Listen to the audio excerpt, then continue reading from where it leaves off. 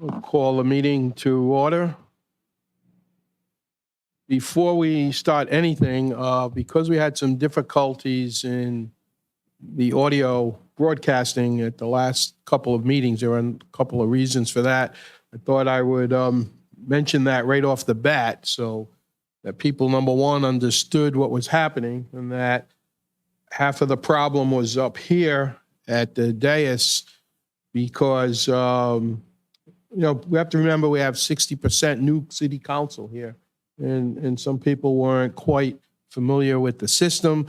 So long story short, I did come in and we met with company and different departments. We've got a little different microphone. It's a little bit longer, and I would urge members of the council to please remember to speak up and project into the microphone. Pretend it's a campaign meeting or something, which, we all can speak loudly at those events. So that was part of the problem. Sometimes we were turning away and speaking and away from the mic. So that's what happened before, and hopefully we can do a better job tonight. With that, I would ask Madam Clerk, could you call the roll of the council? Yes, sir. Councilman Fogarty? Here. Councilman Lawson? Here. Council Vice President Rigo? Councilwoman Souza is absent. And Council President Rodrick. Here. Thank you. At this time, Madam Clerk, would you lead us in a salute to the flag? Sure.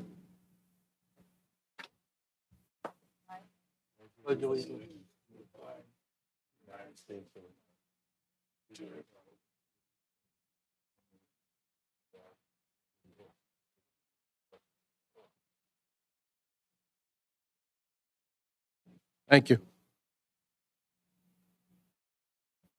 I'll entertain a motion in accordance with Rhode Island state law for us to move to executive session to discuss new claims and sewer abatements and a collective bargaining agreement with firefighters local 850. So moved. City of East Providence. Motion by Councilman Lawson, second by Councilman Fogarty. Yes, and all in favor? Aye. Aye. Any opposed? The ayes have it, 4-0. We will have a brief executive session, I'm sure, and we'll be right back. Thank you.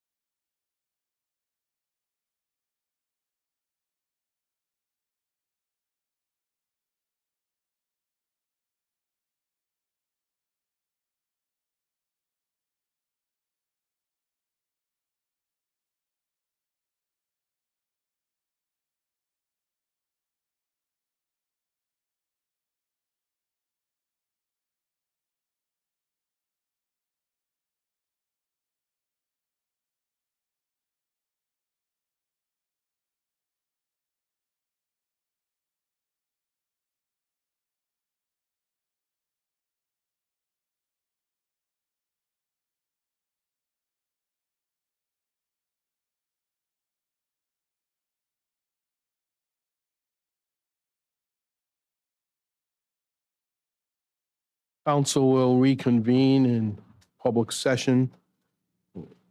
We've already done the roll of the council and the salute with the flag. Is there a motion to seal the minutes of the executive session meeting? So moved. Second. Motion by Councilman Lawson, seconded by Councilman Fogarty to seal the minutes of the executive session. All in favor? Aye. Aye. Any opposed? The ayes have it, 4-0. Make a motion to approve the consent calendar? Second. Motion by Councilman Lawson to approve the consent calendar, seconded by Councilman Rego. All in favor? Aye. Aye. Any opposed? The ayes have it. At this time, keeping up with our policy on presentations and moving people up, if there is no objection, I'm going to move up the presentation, which is on page 5, number 2. Mr. David Fox, if he's ready, and also Director Dan Borges to come forward at this time and give the presentation on the sewer wastewater issue, and then we do have a couple of resolutions that would follow, ordinances. Without objection, we would move that at this time.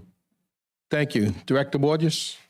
Good evening, Council. I just want to introduce David Fox. He's been working with us on working on a approach to the sewer rates in the city. So we have a brief presentation that he's going to provide that sort of complements the two ordinance before you tonight.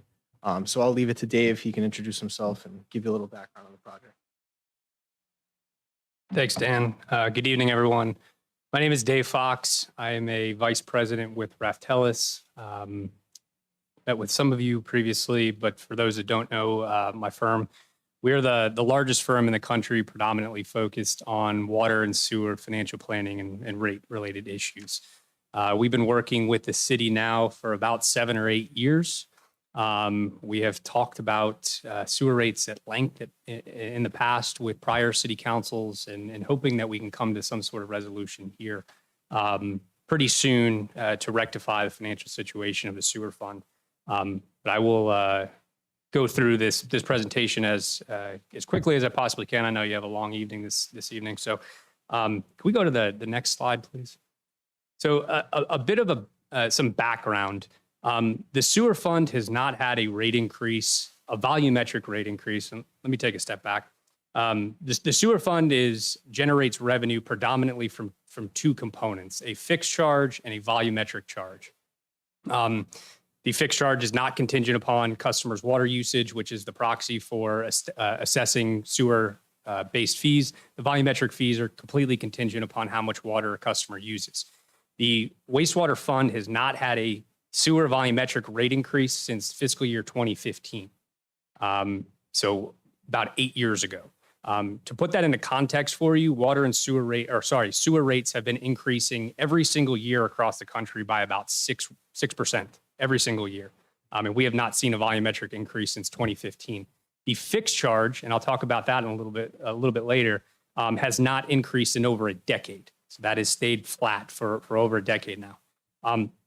What that has resulted in is the sewer fund being in a poor financial position to the point where it's not generating enough revenues to cover its costs every single year. Over the last several years alone, the sewer fund has needed a subsidy from the general fund of about $4 million. If the sewer fund does not raise additional revenues over the next 5 years alone, the sewer fund would need an additional $13.3 million in total in general fund subsidies. The sewer fund is an enterprise fund that should be generating revenues to cover its own expenses. That should not be requiring a general fund subsidy. And there's some reasons why that's a very bad position, and I'll get into that a little bit later in the presentation. As I mentioned at the outset, we have discussed this at length with prior city councils. We started in 2016 We had conversations then in 2017 and 2018 and 2019. Nothing was done. Nothing was agreed upon. That has resulted in this poor financial position where we're currently in on the sewer fund. The pandemic then hit, slowed things down, and we're ramping things back up now and really hoping we can rectify the situation. And finally, I'll say 23% or almost a quarter of all of the bills that are sent out on an annual basis are assessed only the minimum charge of $5 per month. So that fixed component, they're provided sewer service for $5 per month alone. And that hasn't changed in over a decade. And if we go to the next slide, please. I want to provide some context here for you. I know this is a little difficult to see, but this is these columns represent an annual bill for a customer using 2.92 100 cubic feet, which is 100 cubic foot is about 748 gallons, which is the minimum allowance that's included in that $5 fixed charge. All the way on the left there is an annual bill for a 2.92 CCF customer in the city of East Providence currently. It's $60 per year. If you compare that to a lot of other communities in Rhode Island, you'll see Narragansett Bay Commission is in the middle there at about $373.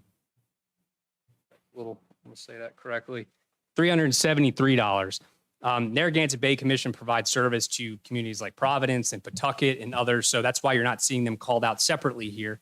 But this customer is currently paying significantly less than every other community in Rhode Island. If I did an analysis of sewer funds just anecdotally across the country, this would be one of the lowest bills for that type of customer across the country. This customer is currently being significantly, it's underfunded, but also being significantly subsidized by higher volume users who are paying more of their fair share. This customer is not paying their fair share. If we go to the next slide, please. Just wanted to drive home this point. On the left side of your screen is a sewer fund cash flow. The columns there are the costs that are needing to be generated on an annual basis. The line going across is the current revenue under existing rates. You can see the revenue is under the cost on an annual basis every year for the next 5 years and currently in fiscal year 2023. And you can see on the right, if we don't increase those revenues, the sewer cash reserves will go negative and continue, not that they're not already negative, given that the sewer fund owes the general fund about $4 million, but that will grow and get even bigger to the point of after that 5-year period, the sewer fund would owe the general fund $13.3 million. This is an unsustainable position. The sewer fund needs additional revenues immediately. Go to the next slide, please. So I just want to talk a little bit about, that need for that rate increase. This is not just because the sewer fund just wants additional revenue. This is additional revenue to pay for its own operating expenses. It's to pay for its debt service obligation that it has on the books. It's to pay for necessary capital improvements so it can reinvest into the system and continue to provide good, clean, safe service to the cities of East Providence. The sewer fund is not currently meeting its bond covenants that is stated in the issuance that they already have. We need additional revenue for that. If the sewer fund does not generate additional revenue, it will not be eligible for Rhode Island Infrastructure Bank loans at low interest loans to be able to spread the costs out over a longer period of time for necessary infrastructure needs, which will undoubtedly reduce the short-term and even midterm impact on customers by decreasing the amount that needs to be recovered through rates. Otherwise, if we don't get the financials in straight order within the sewer fund, those Rhode Island Infrastructure Bank loans we will not be eligible for them, and we won't be able to spread those costs out over a long period of time. And if we have to do those projects, which we do, so we don't negatively impact the integrity of the sewer system, all that money would have to come out of cash, and that would we would have to be talking about significantly higher rate increases. So it's so important that we get additional revenue to be able to not only meet all the existing obligations, but also take advantage of the loan mechanisms that are out there, low interest loans, to pay for big ticket items over a long period of time. Thank you. So the two rate increases, we have two options presented to you, which are, I believe, part of your packet and ordinances that have been marked up showing the rates. We're looking at rates going into effect May 1st this year, which is halfway through the fiscal year. Again, we need additional revenue immediately. We can't wait until November 1st to get that additional revenue. So we're looking at a May 1st increase and then rate increases every year, fiscal year thereafter, starting in November for fiscal year 2024 through fiscal year 2027. Option one would be to just maintain your existing rate structure as it is today and just do an across the board increase. You're not changing, you're not going up any more on one component or less on another component. All of your rates would just go up by 23.5%, and then 3% thereafter. Option two would be to double that minimum charge. So instead of going from $6 to $7.50, it would that or $5 to $7.50. That would go up to about $10 per month. Still incredibly low for that minimum charge for customers that are using. And again, that's about 25% of your customers. And then that would result in the volumetric rates only having to increase by 15.5% rather than 23.5%, because we're getting more from that fixed component, right? Remember, there's two components there. If we're getting more revenue from that fixed component by doubling it rather than going up 23.5%, those volumetric rates could decrease to a 15.5% increase rather than that 23.5% increase. In both of these options, we're then looking at 3% increases annually starting in 2024 through 2027, and that is reflected in the two ordinances you have in your packet. Go to the next slide, please. So to put those increases into context for you, we have two customer bills here, a low volume customer right at that minimum, and then a higher volume customer representative of a larger single family residential home, if you will, using more water, probably 4 or 5 persons per household. That lower volume customer at 2.92 CCF, you could see under both options is paying $60 per year, which I've already communicated is incredibly low, an absolute anomaly in the sewer industry across the country, certainly in Rhode Island. With a 23.5% rate increase on option one, that bill would increase from $60 per year to $75 per year, or a 15% increase. We doubled, obviously, that would go from $60 per year to $120 per year. And I'm about to show you the comparison again against the other communities in Rhode Island, still incredibly low. So that option two results in a higher impact for that lower volume customer. What's being done to that high volume customer, though, is under the across the board where all the volumetric and the fixed charge are both going up by 23.5%. Under option for that 12 CCF customer, that higher volume customer, they're seeing a greater impact under this option because it's maintaining that subsidy that is in place right now of higher volume customers subsidizing that very low volume customer. And if we continue with just across the board increases, that subsidy stays exactly the same. Under option two of doubling the minimum charge and allowing that volumetric rate to not increase as much by 15.5% rather than 23.5%, it actually provides a little bit of a benefit to that higher volume customer because it's decreasing that subsidy that is currently in place. It's not completely getting rid of it, but it is starting to mitigate that. If we were to go to a full, if we were to fully remove that subsidy, that would result in significant customer impacts that we don't think are palatable at this point in time. It might be something that we look at in future rate years, but right now we think this is at least a move in the right direction. So you can see for that 12 CCF customer under option one, they would increase by about $290 per year, whereas in option two, they would only increase by about $240 per year. We'll go to the next slide, please. To put that into context, again, just using that 2.92 CCF customer, even if the bill was doubled from $60 to $120, it is still incredibly low compared to every other community in Rhode Island. It's still less than half of the next highest, which is West Warwick. I mean, that's even with a doubling. If we were to fully remove that subsidy, like I mentioned, that customer would be paying probably somewhere in the $300 range rather than $120. So it is a 100% increase in their bill. That customer has been getting a heck of a deal for over a decade now. That customer is absolutely being subsidized by those high volume customers. Next slide, please. Thank you. So just to wrap up, and then I'll entertain any questions or discussions, but we're hoping that we can get one of these options approved for a May 1st implementation. Obviously, the paramount issue here, the subsidy is an issue, right, from an equity standpoint within the city. But that's not the paramount issue. The paramount issue is the financial status and the financial livelihood of the sewer fund. We need to get that under control immediately so that you can stop requiring a general fund subsidy and you can start utilizing low interest loans that would be available to you if your financials were in order and you're not running a deficit every single year. So we're hoping that can be rectified as soon as possible. We're looking at a May 1st implementation, and then we'll be looking at 3% rate increases thereafter under whatever option is chosen for fiscal year 24 through fiscal year 27. And as always, and Dan knows this, and something we work through on an annual basis, just updating that financial plan annually to make sure nothing has changed significantly. Over the past couple of years, things have been changing rapidly in the water and sewer industry. We want to just make sure that we're all on the same track.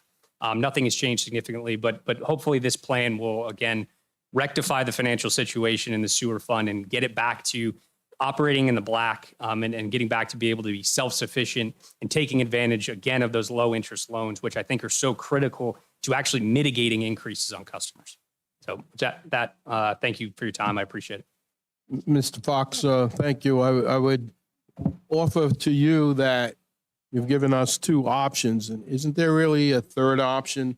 And that option is if this council were to do what prior councils have done and kick this can further down the road and do nothing. So option 3, I see, is to do nothing. What would happen at that point? I mean, we immediately have to infuse cash, right, into...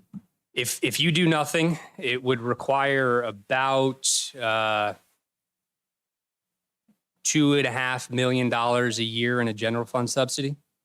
It would potentially get the state's notice coming in and taking over the sewer fund. It would not allow you to issue debt, as I was explaining, which would require cash to be generated, whether that be from the general fund or the sewer fund, and excess amounts of what should be needed to be recovered on an annual basis because those capital projects are not spread out over 20 years. All that money would be required immediately. We'd be talking about millions of extra dollars every single year. We're looking at about a $4.5 million debt issuance that is really contingent upon these rates being increased. If they're not, that $4.5 million, which is a necessary project, will not be able to be accomplished through debt financing. And that $4.5 million would have to be generated out of cash immediately in all one fell swoop rather than amortized over a 20-year period. Thank you. And I also want to add, and I'll turn it over to questions and comments to the council, that look at what happened this week in the city of Woonsocket, sued by the state and any of the other agencies regulating this. I met with Mr. Borges the other day because we're talking about keeping our water infrastructure, sewer and water pipes, getting them up to snuff. We know that can has been kicked down the road for many a year. And I think we all know someone who's had a sewage backup in their home.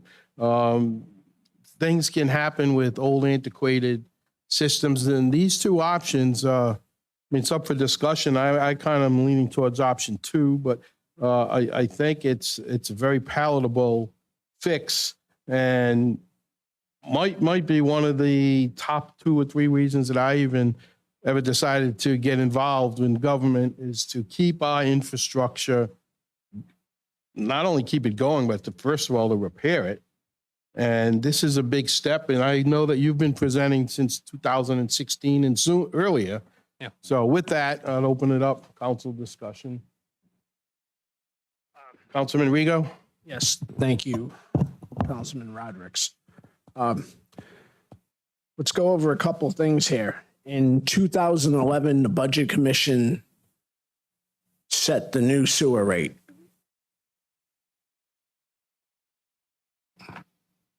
I'm asking you a question based on everything. I didn't hear a question there. I'm All sorry. right. So 2011 is the last time that this has really been looked at. The Budget Commission set a new sewer rate in 2011, like you said, like a decade ago. That established the minimum charge, that $5 per month. The volumetric rate was subsequently increased in fiscal year 2015. But that is the only change, yes. And this sewer is separate from the water fee because I've done some research in 2017. The Water Commission established an increase in 2017. This is separate, so people understand it's separate because they get one bill, water and sewer together. So this is separate. 2017, the Water Commission increased the water bill. That is correct. Okay. So what you're basically telling me on those slides is that 2 city councils, because you said 16, and it was again 17, 18, 19. So we go back in time. The way there was a council that was a 2-year term, and then in 18 it became 4-year terms. So what you're basically telling me is that 2 city councils have kicked this down, which is something we're dealing with in a lot of things. That they've kicked this down the street. This can. We're at this point now where we could be facing a $13 million deficit. Yes. What would have been the impact if they had the intestinal fortitude to do what they did now, and it's coming on us? You'd probably be looking at something like a 3 to 5% rate increase, if any, rather than a 23.5% rate increase. I thank you. I just wanted to prove a point that, we get looked at. We're doing a lot of things. This council, we're opening up doors with the administration, without the administration, that we're going to rectify the wrongs in the city. If people think it's still 1984, go find Michael J. Fox and go back to the future. Thank you. Councilman Lawson? I will make a motion that we,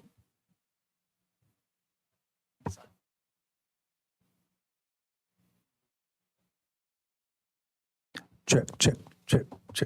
We good? Good. I feel like I'm at a gig. I would like to make a motion that we approve option 2.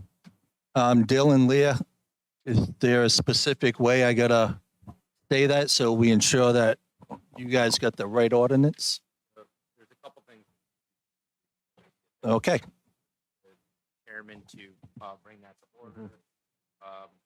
Agenda items A1 and A2.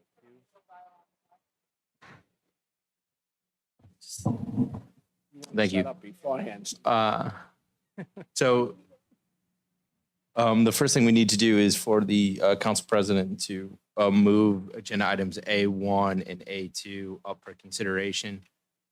I also do know that the solicitor's office is recommending the approval of both items tonight so that a public hearing can be held as to both at the next meeting, so that you're not locked into option 1 or option 2 this evening. It's a recommendation just for policy flexibility, not on the actual policies themselves. It's just to give the council maximum flexibility. Right, that's a good point. I should have mentioned that earlier, that there will be a public hearing. There is another step. This isn't just being enacted tonight, although I certainly strongly urge that it is as soon as possible. So I would ask that before I'll move those items without objection, are there other comments in general, or do you want to just, we have a public hearing coming, we have other opportunities? Well, the point of order now is if we have a public hearing, we're looking at sometime in April. Because we got to go to the next city council meeting. Is that what you said, Solicitor Conley? So our next hearing is done April. April 4th is the next meeting. April 4th. I have already submitted these for advertisement, so it can be heard at that meeting. We'd be okay for May.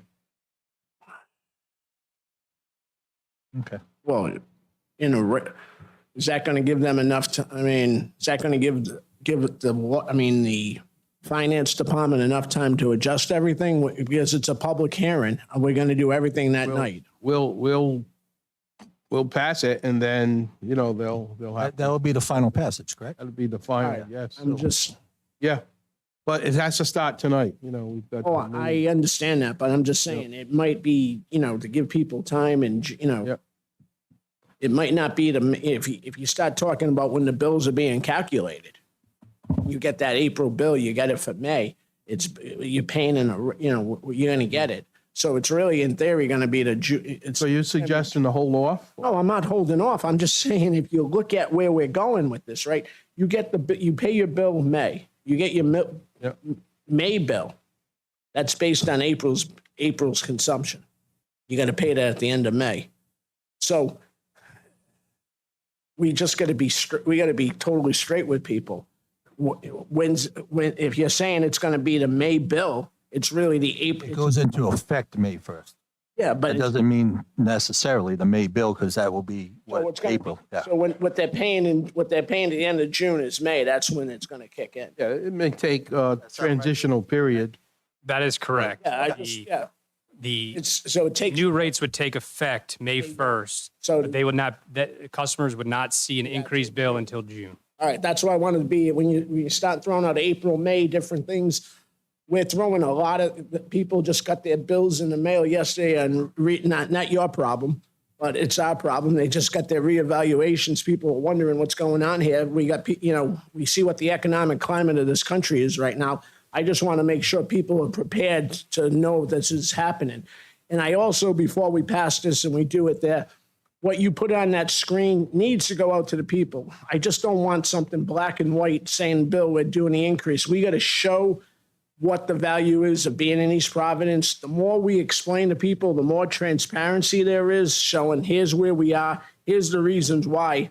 Those screens, we got to put that out to people, not just a letter, not just in the water bill and saying, hey, this is going up, here's your new rate.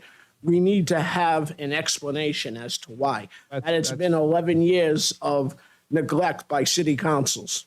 That's what we're doing tonight. We'll Yeah. have the public hearing. We'll have packets ready Yeah, and pass things out. We'll have will you be back for the public hearing? I will be. Box, okay.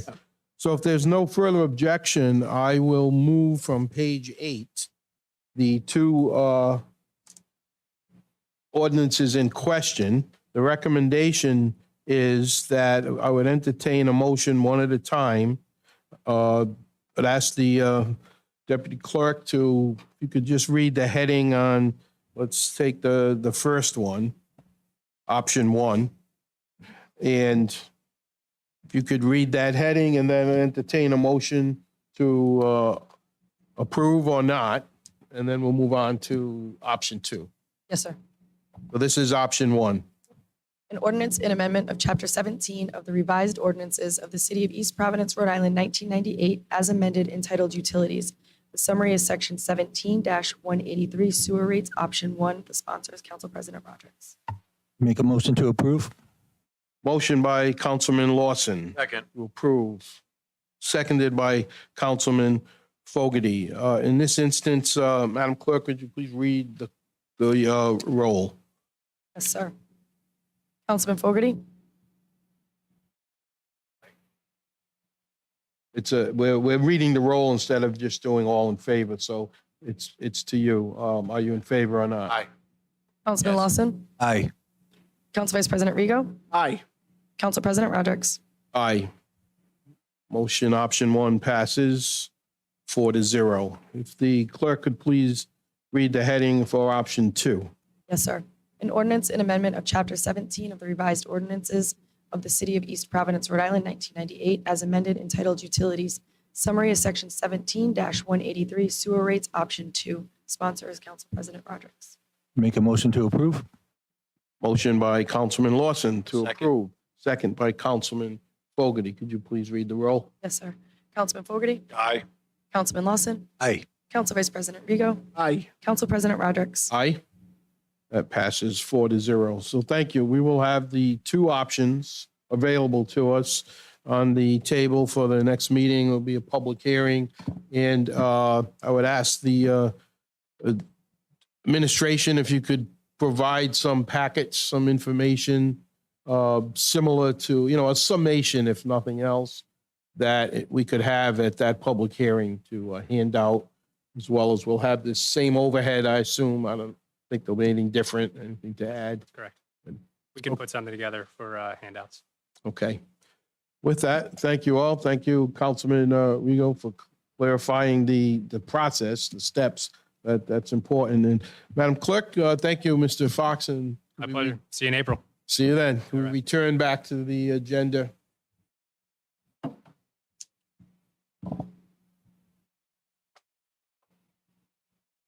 We did seal executive minutes in executive session. Is there a motion to, Make a motion to seal the minutes of executive session? Second, motion made by Councilman Lawson, seconded by Councilman Rigo to seal the executive session minutes from tonight. All in favor? Aye. Aye. Any opposed? The ayes have it, 4-0. Thank you. Next will be licenses. Items C1 and C2 this afternoon has been rescinded, so we do not have to vote on those. On page 3, C1 and C2 are rescinded? Okay. They realized they didn't Correct. need it? After the third explanation, yes. All right, next. So we'll just go straight to application for a tattoo shop. It's new. Applicant is Mary Erin McIntyre. The business name is Shrine Tattoo Studios. The business is at 68 Taunton Avenue. Applicant present.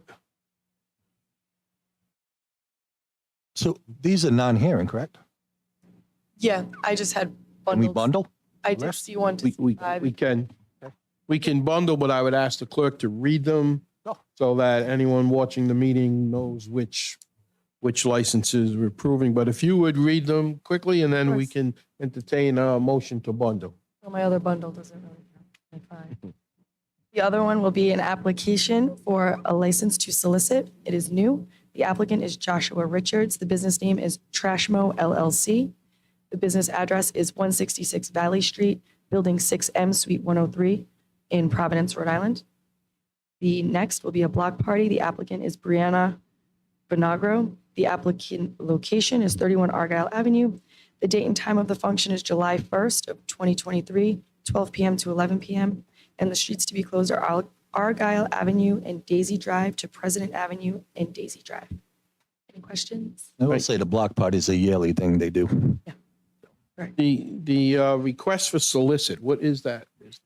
So I knew that was going to be asked. The Trashmo is a company that he wants to go solicit for residents that may need assistance bringing trash or various items to the curb weekly with trash and recycling. So more, Oh, okay. So Sounds, are there any specific questions? Otherwise, is there a motion to approve the bundle? I'll make a motion to approve items C3, C4, and C5. I got one question before we move. Okay, Councilman Rigo? The small bird. So just, you're based out of Providence. Hang on, if he's going to address, Yeah, could you he's come to got- the yeah, I mean- podium, sir? If you I just want to have a little clarification here. just state your name and address and business for the record. Joshua Richards, 34 Mary Avenue, East Providence. Okay, thank you. Your business is in Providence on Valley Street? Yes. Okay. So the way it I was, operate in like Providence, Pawtucket, Providence and surrounding. so just explain this to me. So you assist people to take their trash out, like mine goes out on Sunday night because they pick it up Monday morning. Yeah. So if you were in my ward, you would be, so you solicit, you knock on people's doors and go around. Now, how do you get business? So we help people take the trash bins in and out for trash day. So what I'm looking to do is go door to door and see if anybody needs any help with that. So my key demographic are seniors, disabled, and others. So I'm just looking to go around and see if there are any seniors, disabled people in the community that need help with that.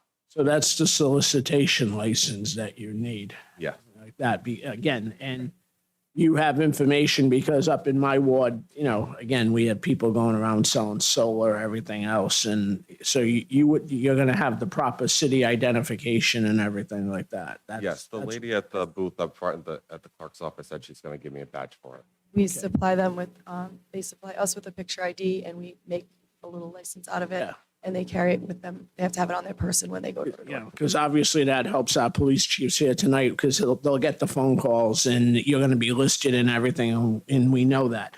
So no, good luck. I just wanted some clarification when you were saying this as to, you know, exactly what's going on and everything. So I wish you the best of luck. And when I go on vacation, I'll call you again. All right. I could have just used you. Thank you. Through the chair. Yeah. Excuse me. Councilman. How many, do you have any employees?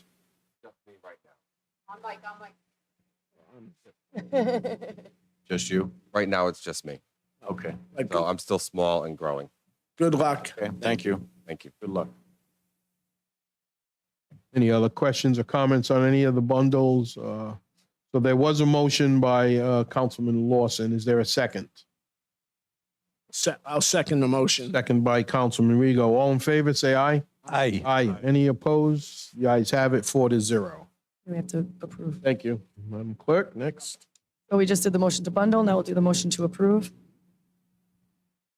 It was approved. Yeah. Bundle, same time. Bundle and approve.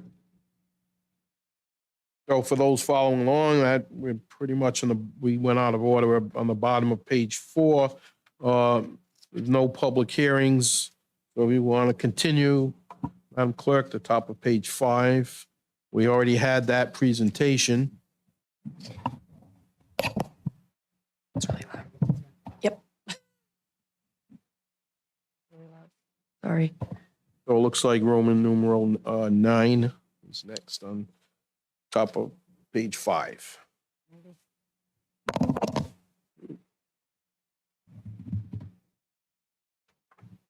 Oops, I got beat up here. Where'd my 5 go? There we go. All right, page 5.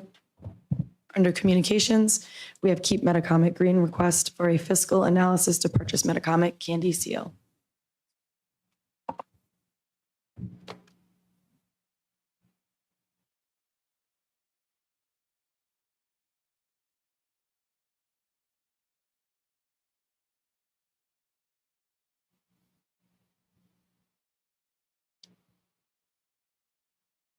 Thank you. Mrs. Seal can proceed. Thank you, Council President Rodrick. Is that good? Okay, good. Good evening, and thank you for your time. I am Candy Seal, a director of Keep Metacomet Green and a taxpayer and a longtime resident of East Providence. You have in your packets tonight an analysis prepared by Keep Metacomet Green on the cost of purchasing and maintaining Metacomet as a place for public use, whether it's a park in its entirety or as a hybrid park/public golf course. For anyone watching at home who would like a copy, please contact me at kmg4ep@gmail.com. Why now, you might wonder? Isn't this a dead issue? No, it's not. When an appraisal was done 2 years ago, that council decided not to pursue eminent domain at that time. That phrase was specifically put into the resolution or the discussion at the behest of Solicitor Marcello at that time. That left the door open for future consideration. A year ago, KMG presented a petition to the council with the handwritten signatures of 1,045 East Providence residents. The petition was to let the voters decide whether to fund the purchase of Metacomet by casting their votes in the November 2022 election. The majority of the council voted to defeat the resolution that would have put the question on the ballot, but they did not address the question of eminent domain itself. The time is right to revisit this. First, a majority of this council indicated during election season that you would either wholeheartedly or conditionally support letting the voters decide the fate of Metacomet. Second, Mayor De Silva is currently proposing a $45 million community center, with a portion of the financing most likely to come via a bond referendum. And third, except for digging soil samples, a shovel has not yet hit the ground, and the time to act is now, by requesting the Finance Department to prepare its own analysis. Our study revolves around a series of questions posed to us by Councilman Rego when we reached out to him about this issue. What would it cost to purchase the property? What would be the levy impact of taking Metacomet off the tax rolls? How much would it cost to rebuild a clubhouse and function location? What is the 10-year operation cost to run a golf course? Finally, what is the 10-year revenue projection that should cover the cost of the bond and the operating cost? Much of the data used in our analysis was compiled by Derek Mendoza, a KMG member and a butter to the property. Mr. Mendoza is a senior executive at a global firm and analyzes data as part of his work. I hope that he might be available tonight to answer some questions, but he's not, unfortunately. What is the projected cost to purchase the property at fair market value? In early 2021, before Metacomet was rezoned from open space to a sub-district of the East Providence Waterfront District, the previous council commissioned an appraisal of the site. The evaluation, based on the highest and best use at the time, was $8.23 million. That 2-year-old estimate obviously needs updating. Who among us doesn't realize that everything costs more than it did in 2021? You just have to go grocery shopping or open your letter from the tax assessor with your new evaluation to know that. On the other hand, the area planned for development has decreased since then by nearly a third, with concessions made by the developer. We used that evaluation of $8.23 million as a baseline and added 50% to cover any increases and arrived at $12.35 million. Mr. Mendoza calculates that the cost to pay off a 30-year bond at 4% for that amount would be approximately $713,000 per year. This represents a 0.37% increase in our general budget, about $15 per taxpayer annually if balanced over the entire budget, or $25 if balanced over property taxes alone. If the site were purchased for a hybrid park/public golf course, the rules of eminent domain require a 50% surcharge because a golf management company contracted to operate and maintain the course would receive economic benefit. That added to the $12.35 million brings the purchase price to $18.56 million. Rounding up to a $20 million bond payable over 30 years at 4%, the annual cost to the average residential taxpayer would be $25 to $40. This assumes, of course, that the entire cost of the property would be on the shoulders of the taxpayers, but it does not take into account abundant state, federal, and private resources that could be tapped, especially if the site is used exclusively as a park. What is the levy impact of taking Metacomet off the tax rolls? Using public data, we calculate the current tax burden for Metacomet at approximately $95,000 per year. But even if we use a higher figure, say $200,000 per year, the loss of that tax revenue would be less than 0.1% of total property tax revenue of approximately $115 million. If the average residential taxpayer needed to make up that difference, the additional tax burden would be about $5 on an annual tax bill of $4,000. As for any potential loss, in air quotes, of projected tax revenue that may have been realized by the development of Metacomet, it's virtually impossible to calculate at this point. But any actual future loss will be more than made up by the many, many developments that are currently under construction and those potentially in the future, such as the Chevron property on the west side of the parkway and the mobile site in Riverside. What is the cost to rebuild a clubhouse and function location? Whether a new building is a clubhouse or another facility, we use a model of modular construction as an option. Online research shows that modular units range from $50 to $100 per square foot.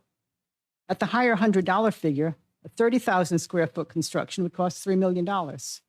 At 20,000 square feet, $2 million.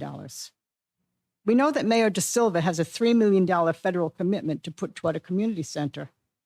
That money could be used to construct a center of some sort at Metacomet. What is the 10-year operation cost to run a golf course? If the site were used as a hybrid park/public golf course, a relevant comparable would be the 18-hole Donald Ross-designed Triggs Memorial Golf Course in Providence. In October 2022, bids were requested to operate, manage, and maintain the course. 3 bids came in, ranging from approximately $2 million to $3 million over 10 years. We can assume something similar for Metacomet. What is the 10-year revenue projection that should cover the cost of the bond and operating cost? As noted above, if the site were operated as a hybrid park/public golf course, The city could expect to see 200,000 to 300,000 annually over the span of 10 years. That would cover the maintenance of the park portion of the site, with the extra going toward paying off the bond. If the site were used exclusively as a park, based on publicly available data, maintenance would cost the city approximately $168,000 per year. Parks in the state of Rhode Island are largely revenue neutral in direct costs versus income produced, according to a 2016 study conducted under the direction of URI professor Dr. Thomas Sproul. In 2016, 9.4 million visitors to state parks spent $315 million to generate $311 million in economic impact. This figure includes $38 million in local/state revenue and 6.7 million visitors.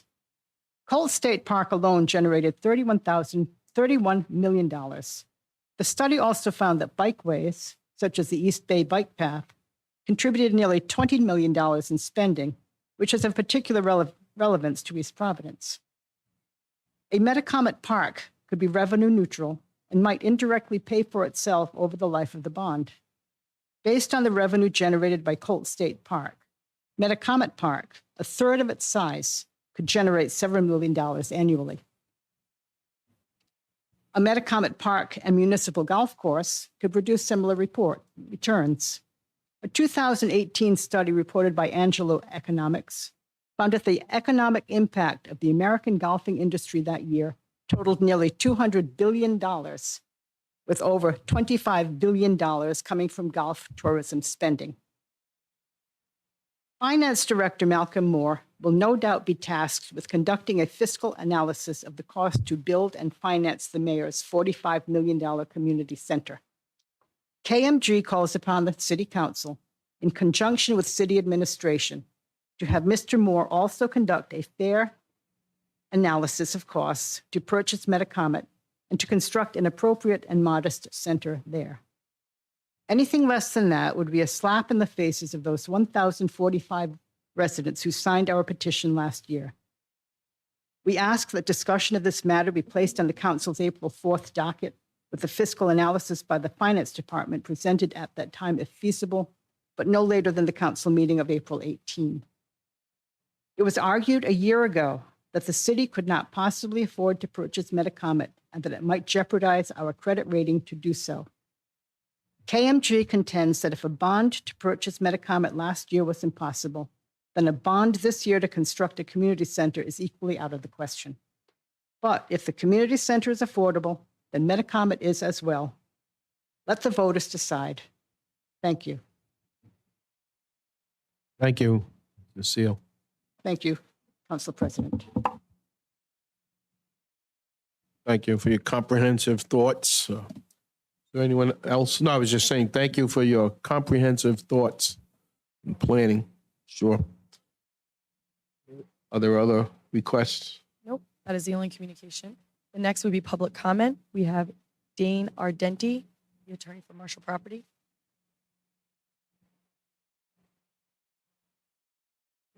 Mr. Ardenti, can you name and address for the record? Hit the button at the bottom. Good evening, Mr. Chairman and members of the board. My name is Dane Ardente. That's DaneArdente, and the address would be 1 Turk's Head Place, Suite 300, Providence, Rhode Island. Good evening, Chairman and members of the board. I represent Marshall Properties on behalf of Dara Everett.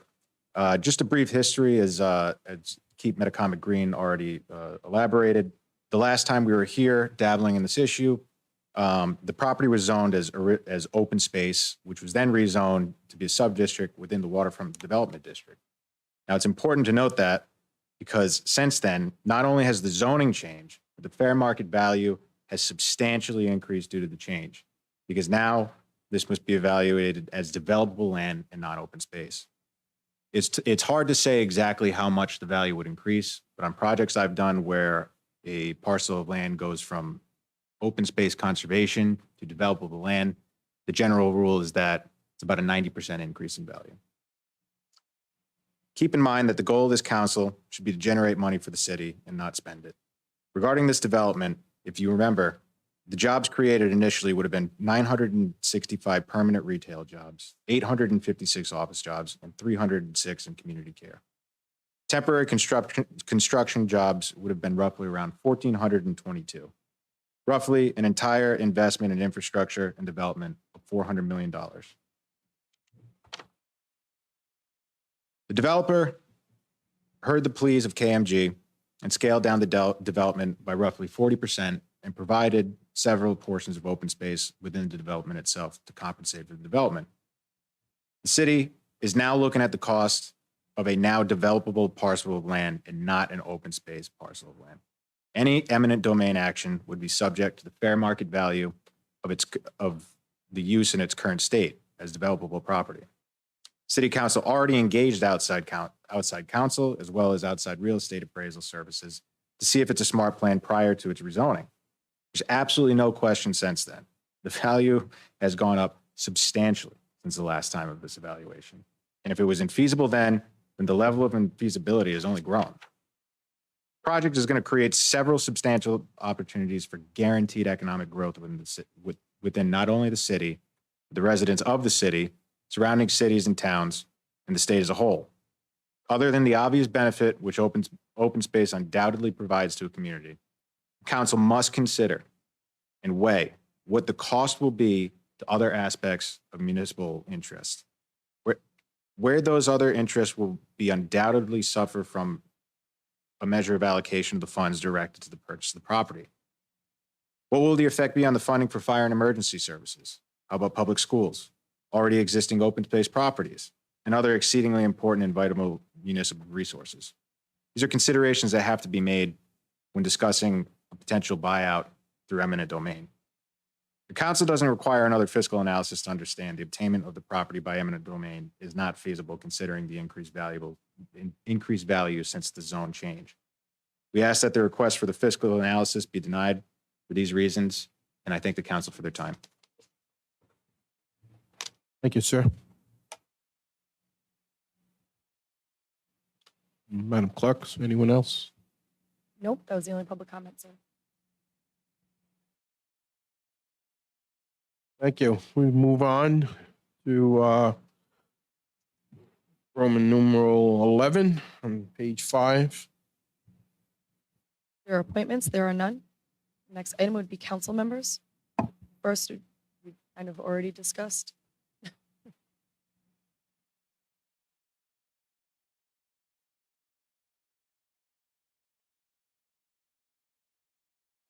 Thank you. Sorry for the interruption. We were just checking on department heads, and I know our chief of police is here, and there's a brief item on the agenda. So, Chief, we don't want you to stay any longer than you have to, although I know you enjoy these immensely. But if it's okay with the council, I would move that item up. No objection. No objection. D1, is it? Thank you. The solicitor. So on page 7, the D1 item, the resolution for discussion, possible vote, and the sponsor is Councilman Lawson. If you want. Yeah. So this is for the purchase of police cruisers. Correct. The money will be coming from asset forfeiture. Let me do the caveat. Asset forfeiture does not exonerate us from funding our police force. It's great that we can augment the budget by getting cruisers and stuff, but we still are responsible. Chief, you're fine with the asset forfeiture money being used for this purchase? Yes, I am. Okay. I make a motion that we pass this resolution and allow the police department to buy some new cruisers. I just got one question. Councilman? What is after we buy these cruises, what is the balance in that account right now?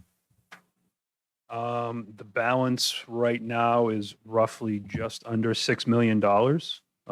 So I would estimate this expenditure is about $386,000. So You don't have to take out your calculator, so five and change million. correct. And Chief, when we say asset forfeiture, it's not just Google, correct? That's correct. I was just going to clarify that. Yeah. It's not, we refer to it as the Google Fund, but it's a federal asset forfeiture account. We have other funds that come into that account. We have officers, task force officers on the FDA task force and the DEA task force. So they work cases, not of the Google size right now, but we do have money that does come in. And what are the restrictions on that fund? So they are for law enforcement purposes. The main restriction on that fund is that it cannot be used for construction. And when I say construction, the Department of Justice refers to if I wanted to paint a wall using Google funds, that's considered construction. So that is a very, it's a big no-no, any type of construction. It can be used for a variety of things. Obviously equipment. It can be used for reimbursing certain positions' salaries for special, for those task force officers. It can be used for certain, towards community outreach. But I mean, the list is long and there's a lot of caveats. It would be better if I had something to show you than try to explain every single one. So if you need new computers, we don't have to use the city budget money. We could, if you need it, for instance, I'm just throwing out a for instance, if we needed new laptops for the police cruisers or in the office and everything, we could fund that out of this fund instead of the budget that we lay out for this police department. That's correct. That would be an allowable expense. So almost everything except for brick and mortar construction. More or less. More or less. Okay. Mhm. Just trying to go here where we can help you spend that money. Mm. Thank you. Thank you. Yep. I'll second that motion. For the, before we do that, for the record, either Chief or Madam Clerk, could you read the specific amount? And this is for 6 vehicles? Correct. These are 6 frontline patrol cruisers, actually 4 patrol cruisers and 2 sergeants' vehicles. So they're the vehicles you see out every day, marked Okay, cruisers. and do we have the specific amount? I do. $386,335.32. And that's fully outfit, soup to nuts. Camouflage? These are going to be our traditional colors. This company, MHQ, is one of our suppliers. It's very difficult to get these vehicles. If you notice, these are 2022s, which we kind of scoured for. They're much cheaper than 23s. We're saving probably about, I think it's about a $6,000 difference from the 22s to 23s. And they do everything from paint the vehicle to install the printers and laptops inside and everything in between, lights, radio, one-stop shop. Thank you. A motion by Councilman Lawson by Councilman Fogarty to approve. Councilman Lawson seconded. All in favor? Aye. Any opposed? The ayes have it, 4-0. Thank you, Chief. Thank you, Council President, council members. Without objection, I'm also going to move up from page 5 under council members, number 3. So Director Borges could come forward this time. And Councilman Lawson, you have the item. So this is mainly to get it out into the public. Could you read the item first, please, so we I'm know? sorry. It's okay. Item 3 is updates on the Crescent Park project and the Sabin Point reconfiguration of the boat ramp to a kayak launch. I put this on, the boat ramp, we'll talk first, mainly to get it out to the public. Hopefully our local media picks it up and lets folks know that the Sabin Point boat ramp is garbage. So I reached out to Dan and we said, can we do something? There's no room to park a trailer there. It's low tide, you can't get a boat in. And what kind of sold it to me about converting it to a kayak launch is 2 miles down the road at Haynes Park, which is still in Riverside.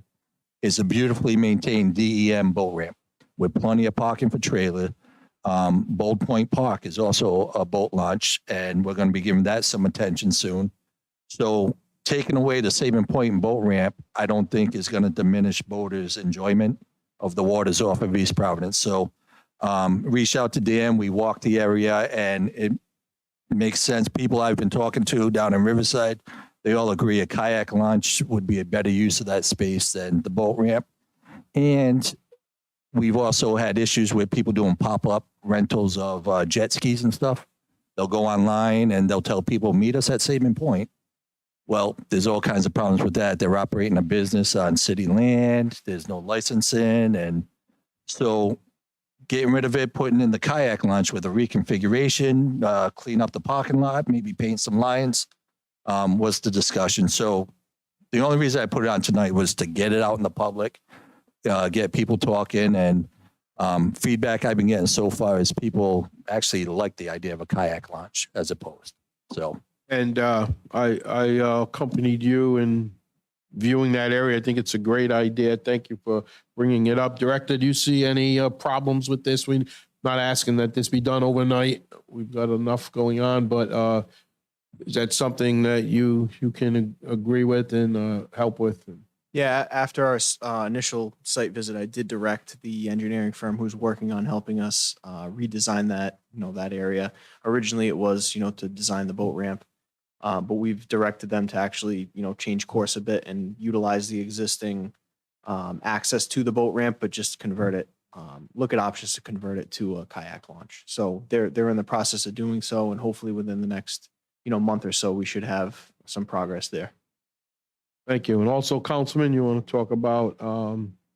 I don't know if this is under Dan's. I was just wondering where we're at with the RFP for the concession building. And I did have a question. I was under the impression that we were going to pour the slab for the tent in-house. And are we going out to bid for that now? I don't think we're going out to bid, but the intent of this RFP was to get an architect involved to ensure that, we were properly utilizing the entire property and make sure that, we can still accommodate all the events that we hold there on a regular basis. So I think that there's a possibility that our crews could pour the slab, but there also is some engineering that goes into that, right? Particularly since, it is likely going to be a large tent, and we have to, ensure it's designed designed and engineered properly. But I am here to give you an update on that. We did receive 9 bids from the initial RFP that we sent out to firms on the state MPA. We are evaluating those bids based on, experience with similar type projects. And we'll certainly bring that back to the council. The bids did come in significantly higher than what we had anticipated. So it's a little discouraging, but we're going to, continue to evaluate those and select a few from the 9 and, come back with, potentially a presentation or something to the council.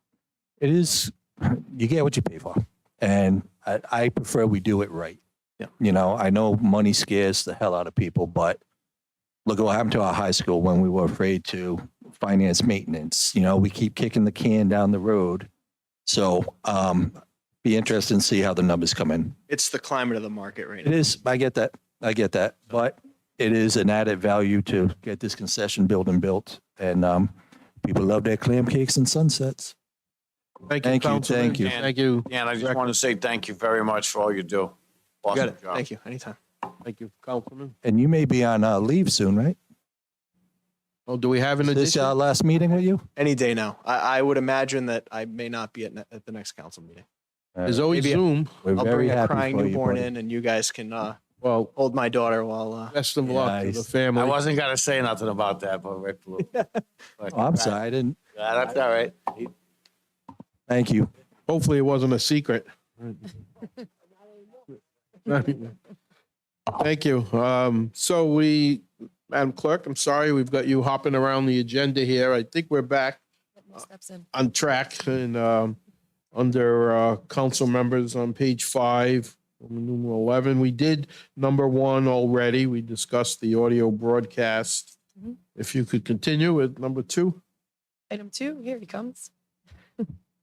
Finance, update on the 2021 audit, and also utilize OpenGov to include all city positions and the salaries attached to each position, and include a section for capital project progress. It's discussion only, and Councilman Lawson. Okay, we'll have Finance Director, Mr. Moore is here. Did you want to ask anything? Well, let's go for, we were Right here. told the audit would be here by March, just asking where we're at with that. Where it stands right now, it is with the auditors. And they have said that when we talked about this, it would hopefully be done by the end of March. Okay. They've now given a little wiggle room, maybe the first week of April. Okay. But we had met back on January 26th with the Auditor General. And at that time, we laid out our targets where we needed to get the audit done. And we met with them. We were going to have the actuary report done by the end of February, give it to the auditors beginning of March. They were going to get us a draft by the 10th so we could file with S&P. And we met with the Auditor General on Friday, 3/17. Okay. Just he wanted an update. And they said, here are the targets. The auditors agreed. We hit them all. And they're hoping to be done by, worst case scenario, say the 10th of April. Okay, so we have a meeting on the 4th, so we'll ask for this again, the second meeting in April? Okay, Sounds good. thank you. Hopefully by that meeting. And when you say the Auditor General, that's the state? The state's auditor. Okay, And just to give you one of the concerns the rating agency has with it being so late is that a lot of times they think that maybe you're hiding something or maybe there's an issue or financial issue. And just to yeah, let we you get know, those calls. Yeah. The city's general fund had a total surplus of about 5.1 million. 2.3 stayed in the general fund, 2.8 was transferred to capital. The school had a $1.9 million surplus. Their cumulative surplus is 4.6. Even water and sewer, the water had a $1.2 million surplus. And well, the sewer showed a loss, but you got the Yeah, picture of it earlier with the. gotcha. And how much was it 4 million we had to supplement the enterprise fund out of the general fund? Something like that. It's been, close to $800,000 worth of cash over the last 4 or 5 years. Gotcha, okay, perfect. Is there a projected time or time frame when a surplus, if one continues to exist, is finally understood? I know there are a lot of configurations going on, and there are a lot of mathematical configurations going on. There's revenue, there's expenses. Does it happen that at some point in the year we say, okay, we know everything we need to know, this is a surplus, or it isn't? Well, you get the Or fund. is it ongoing? Well, it's always ongoing till you get to the end of the year. And then at the end of the year, you've got to sit down and make some adjusting journal entries at year end. And then shortly after there, we'll talk with the auditors to see, if there's any big entries we need to make. But we should be able to give you a pretty good estimate of where it's going to be. And then in the charter, anything over the fund balance is supposed to be 12% of revenues. And revenues are pretty much everything the general fund takes in, excluding the money that it gets for the school state aid and all. And And that number's roughly 100 million, a little over 100 mil? Take out the school, yeah, it's about 120, 30 million. 120, okay. And so that would equate to maybe 14, 15 million. And anything above that then would be transferred over to the capital fund. Those numbers you gave us were for fiscal year 2021. Correct. So we're now at April of 2023 for fiscal year 2021. What do you then foresee when will we see the fiscal year 22 audit? It should not be this late next year. As a general rule, we can't get it finalized till we receive numbers from the state. And they've promised us this year we should have them in June or July. So my question then, and you raise it as far as if by chance we go out for a bond, if there's a special election and everything like that, and don't you think we need to have that information? Because that if we're in better shape, if I'm a bond company and you're not up to date, just like with any business or anything, if you don't have, when they ask in the business world, let me see your last couple of years of your income tax and everything, what your balance, your profit and loss sheets and everything in business. Don't you think it would be advantageous for us to be as close as possible so that we can have the best rate, especially with the way that the overnight bond markets are going and the long-term bond markets? It's not like a year or 2 years ago where money costs nothing. Now we're at, bond ratings and cost to borrow money has substantially increased with God only knows how many more times the feds are going to take interest rates up. You are correct. The longer it takes to file your audit, normally you're supposed to file within 6 months of your fiscal year end. If you push it out as long as we do, the rating agency, specifically S&P, Standard & Poor's, it's in its notice saying, hey, if you don't get it done in 30 days, we may have to take some action. So, and again, hypothetical situation, I guess I am putting you on the spot, but I'm not holding you or anything. Let's put it this way. Where we are right now with our bond indebtedness, that we're paying back, that we're paying on all the bonds that we owe right now. If we were to go 20 million, 30 million, whatever number is, what do you think the impact would be as far as what type of a bond rating, what type of bond rate would we get, rating we would get based on, with a couple of, with everything going on? First, we'd have to get this, this current audit filed. That's all right. And that is a big hurdle. Once you get that and S&P signs off on it, then we're back to, I think we're like a AA rating. And so that's where we would expect to be. So without the 2022 audit, if we were to go to bond right now, there's a possibility that the S&P, instead of being at AA, they could take us down to A. Yes, based on the 2021 audit. Yeah. The 2022, that wouldn't be an issue till, say September, October. I just look in, obviously a lot of cities and towns already, if you go on the portal, they already have their 2022 done. Obviously I'm concerned. I want to get the highest rate if we have to go bonding for anything. And there's talk of, there's been talk of bonding for a rec center and everything else going on. I just want to make sure that we're in a position where we already know we're going to be paying more money than if it was 2 years ago, because the cost of interest has gone up.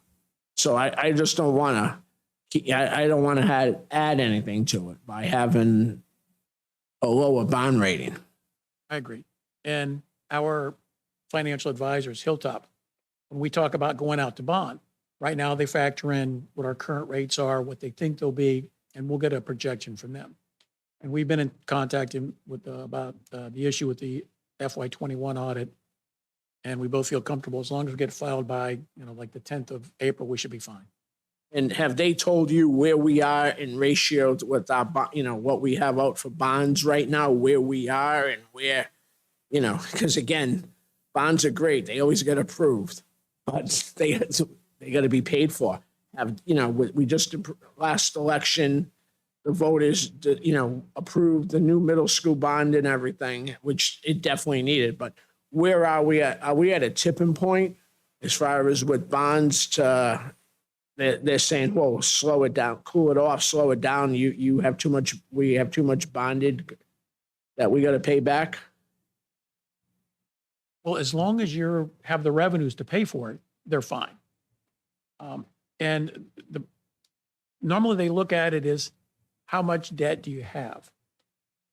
But there's like an asterisk next to that because we're getting 75% back on the high school. So when you look at it, it looks like it's a big number, 150, 175 million, but realistically, it's not that big. I've been upstairs giving numbers to the mayor about this middle school bond for 150 million, because that's gonna push the tax rate up again. And if, you talk about the community center. So the question is, how are you going to phase it in, and how is it going to, it's going to increase taxes. It's a matter of, can you do it a little bit each year? Is it going to be, like in 1 year have a pretty good tax increase?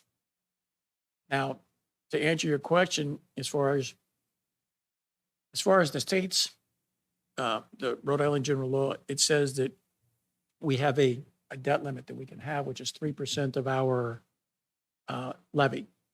And let's just say our levy is $4 billion. So that comes to about 120 million. What counts against that is only GO, general obligation, no sewer, no water, no special legislation, like the middle school and the high school. Those are special legislation. So that doesn't count against that 120 million. So against that, we've only got 40 million maybe against that. So you have a big delta in there you could dip into. Now, when you go to the rating agencies, they said, well, that 3% is a little misleading because you've got these other bonds out there. So they try to roll them all together. And you mentioned the Martin Middle School, but that also involves some elementary schools. That is true. Now there are reimbursables there also, right? Not as much as the high school. The state has come down a bit, but we will get quite a bit reimbursed. It could be up to 68%. Mhm. And then the question you have to look into, the same with the high school, is when you say 75% reimbursement, it's only what's they But consider they approve. meets their criteria. Right. But wasn't on the whole amount. So of the 150, I was talking with the fiscal advisors because we think that there's maybe 10 to 20% that would not be considered. So you have to factor that in when you're trying to figure out what the net impact will be. One of the best things this council can do is work with our state administration and figure out this synchronization issue. There has to be a solution why we're not in sync with 38 other city and towns in this state. And I know it's been discussed ad nauseum. We started saving money towards it. Rightfully so, we had to, take a left turn and build a high school. At some point, we got to have a conversation. And it's not just the city. Let's talk to our state reps. Let's get everybody involved that we can figure this out. Well, I mean, the easiest solution, but it's the hottest solution. It's like going in for surgery. It's going to hurt. Yeah. The easiest solution is that you have a bridge here. I mean, right or wrong. I mean, to get it there. I mean, it's going to sting once. Correct. I mean, that's the. It should be a conversation, Councilman. It's going to be a conversation. Absolutely.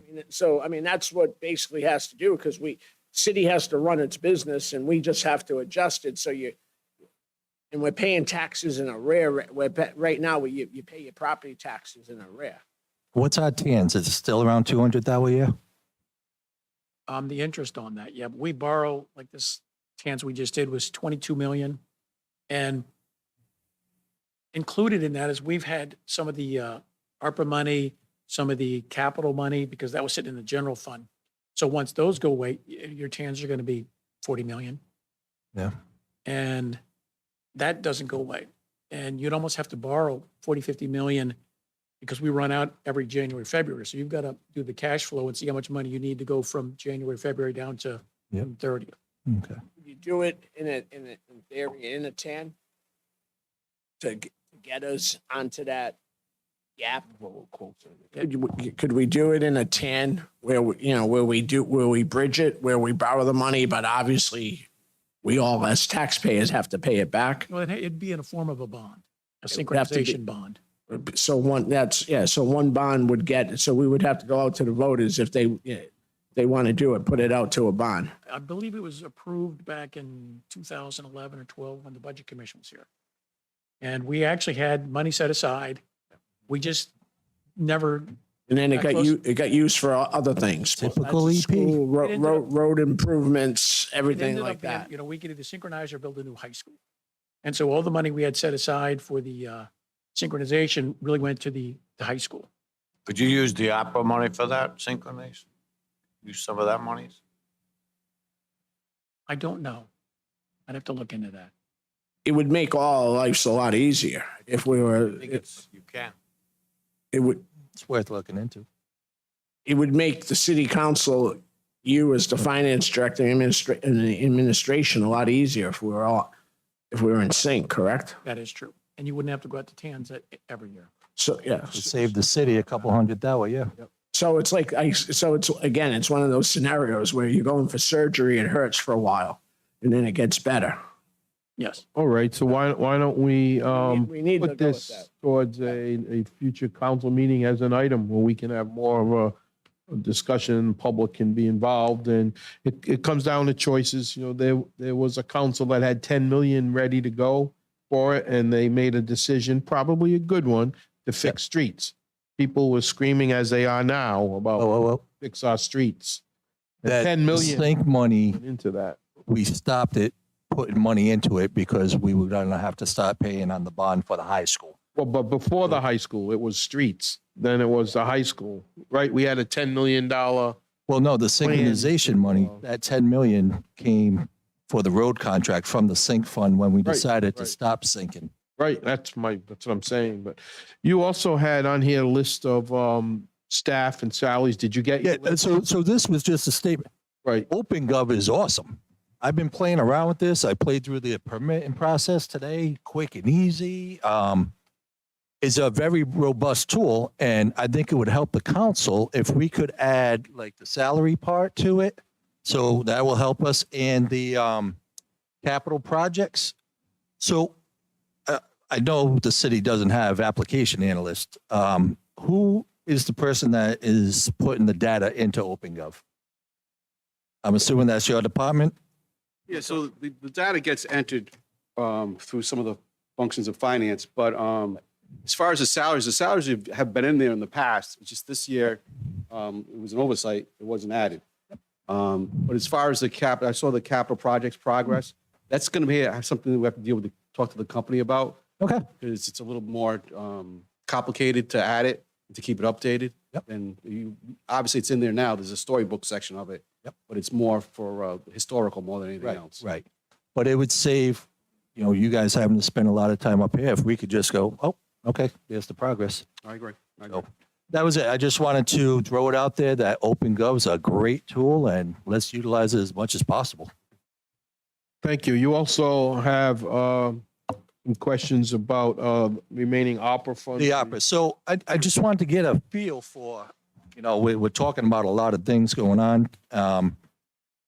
Is there a general plan for all the remaining money yet? Or are we still a little bit out of time? As something comes up, take it? And the reason I bring this up is we have a timeline for when these funds can be expended. So this is just being proactive to see if, we got some plans going forward. I know you had mentioned before some money for a community center. May not be a bad idea because I know I'd like to see the facade improvement program, ensure that's funded a little bit further. It does have funding now, which is great, but I want to look at some little things like that to see. You guys rolled out the sports thing, which is a great use of the funding. I just want to make sure that little things like that are getting some attention before we look at the big ticket items. I don't want that to take all the oxygen out of the room when we got some small programs that could use a little funding. All right, thank you. Thank you, Mr. Director. The next item we will take, who does? I'm sorry. Is that a question you're asking? Well, yeah, I mean, I didn't hear. yeah, yeah. Basically, it's an overall statement. Is there an actual outline of the expenses that we're looking to do with this money, or? Well, tentatively, we've spent 7.5 million so far. We've got about 2.5 million in open POs. So we started with 28, correct? 28, yes. 28, 7.5. And 2.5, so you're down to, about 18 million. And then some other areas that came up is there was a sewer lining project, which is going to be 4 million, but we were going to get $1.5 million back from Barrington. You had mentioned the storefront facade for $500,000. There was taken outside for $500,000. There was 100,000 for Ready, Set, Play. And, if all of those go through, you'd still have about 14 million left. And that has no hooks in it yet. Not yet, no. I just got one last financial question while you're here. Revenue projections, I know there was, the last quarter taxes were due. Did everything come in that was projected? How close are we?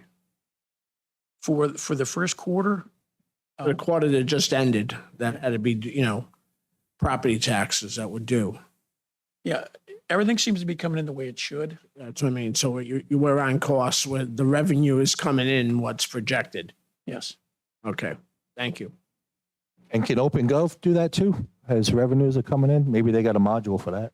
I believe that all of the information out of the accounting system is uploaded daily into the OpenGov, where the budget module is. There's something that has all the transactions, so it has revenue and expenses year to date. You know if that's on the public facing portal, or is that the back end that you got to log in to see it? I'll check. I think I think it is, but I'll have to Okay. check with Patricia on that one.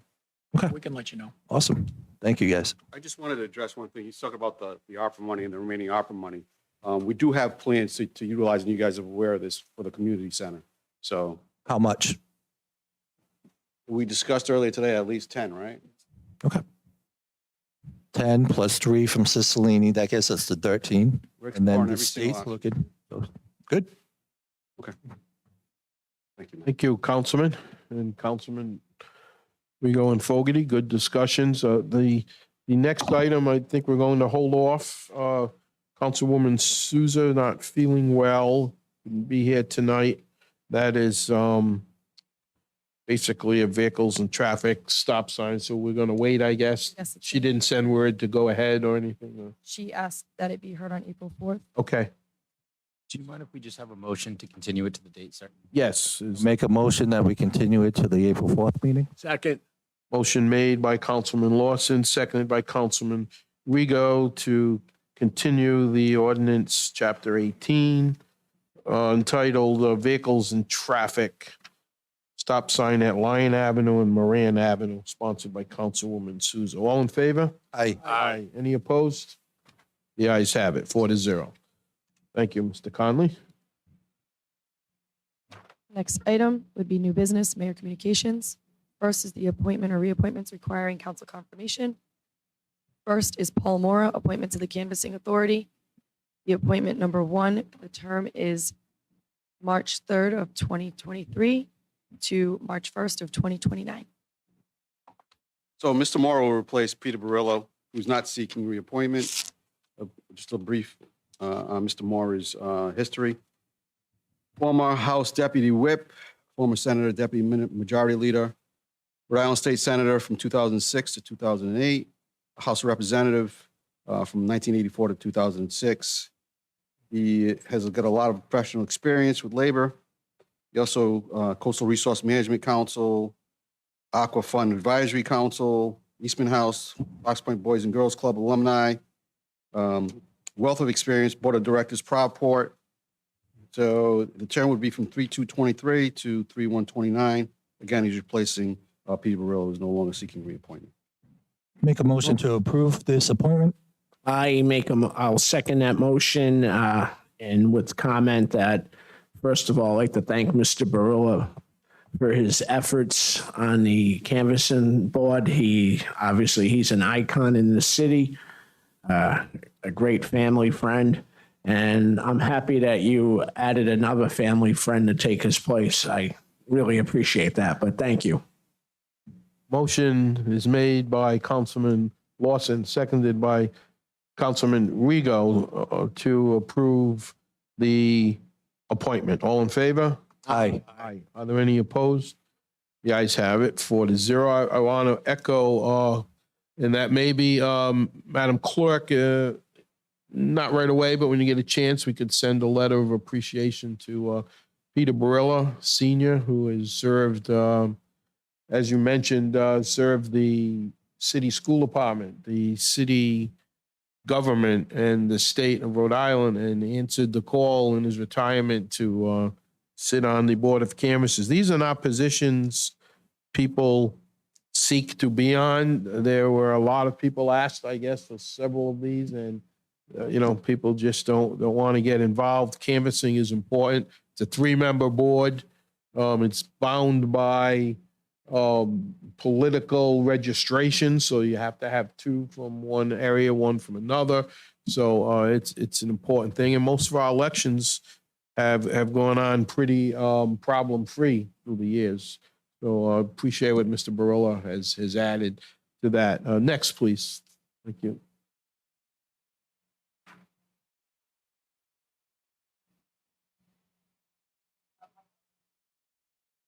Sorry. Next is appointment not requiring council approval, council confirmation, I'm sorry. And the first one would be John Farrier, appointment to the Charter Review Commission.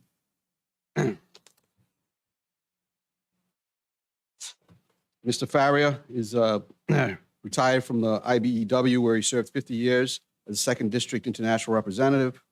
He's also been active in the greater labor movement. Farrier sat on the Rhode Island AFL-CIO's Executive Committee and has been Chairman Emeritus of the East Providence Democratic City Committee. He was also part of the original Charter Commission that reviewed the charter and prepared the city's switch to an elected strong mayor form of government. He's currently on the East Providence Housing Board and former chair of the Democratic State Party when he was nominated by the Honorable Mayor Roberto L. Da Silva. Next would be, one second, Valerie Perry to the East Providence Charter Review Commission pursuant to Article 3, Section 3.5 of the Charter of the City of East Providence. The appointment is not subject to confirmation by the City Council.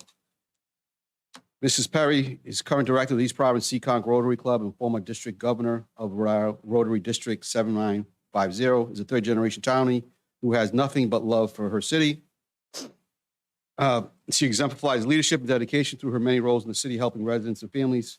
Perry, a former East Providence City Clerk, dedicated years of service to the city. She also dedicated years of service to the students of the city as the former secretary to the Assistant Superintendent of Curriculum with the East Providence School Department. And she continues to amaze many with her focus on empowering other women and female students and working to connect individuals in the city who together will make a huge difference in the city of East Providence. Thank you, Mr. Director. Councilman, Information. can I suggest next meeting, we have a docket item specifically for the Charter Commission to just kind of let them know when we expect the questions and just kind of give them that marching orders. I was just going to ask the director if I think this completes the entire conference committee. Yep. And so now they have a full complement. I know some of them have been asking us, when are they going to get started?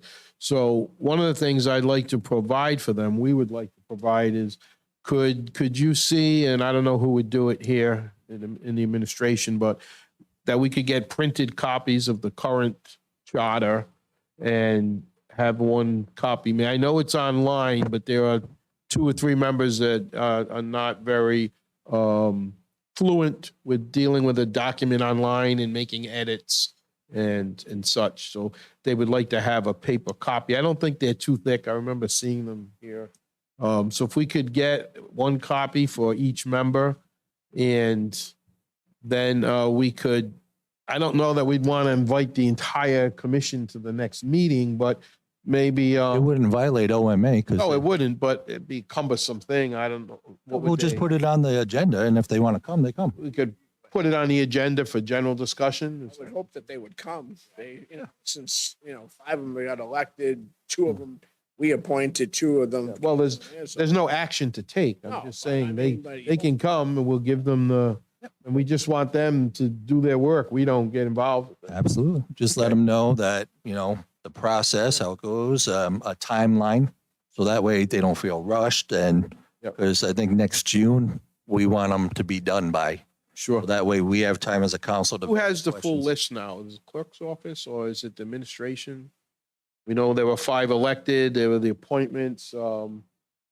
Is there, so we can contact them? Yeah, we can provide that to you. You can give me that list and then I'll, They report, we should, through the clerk's office, because Right. she should have it, because we're the ones, the administration doesn't control this charter commission.